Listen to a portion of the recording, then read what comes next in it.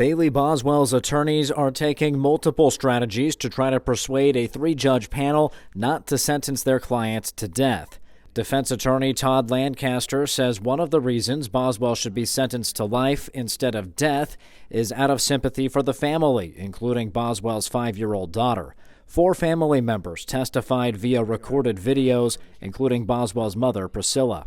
I don't think she deserves to be put to death. And God's the one that will have the final say in all of it. Please don't put her to death.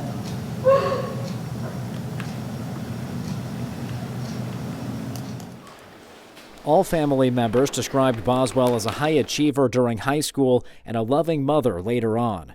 The prosecution is skeptical, saying Boswell could have followed a plan to regain custody of her daughter, but chose not to. Included some counseling, and basically she didn't like counseling. She didn't want to do it.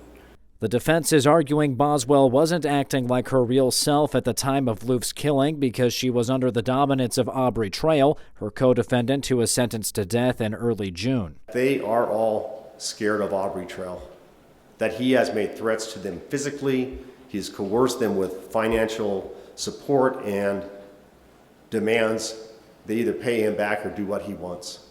Boswell would be the first woman sentenced to death in Nebraska if the panel chooses that option. Her attorneys say if you apply current death row policies to Boswell, she could go decades without talking to another inmate. Corrections Director Scott FRAKES says his office would have to create new policy. It wouldn't matter how well she behaved, how well she cooperated, what your observations of her behavior would be. They would never get off maximum security. Is that correct? So again, I don't know yet. When I responded earlier, I was responding in respect to the male population, because that's the only frame of reference that I have.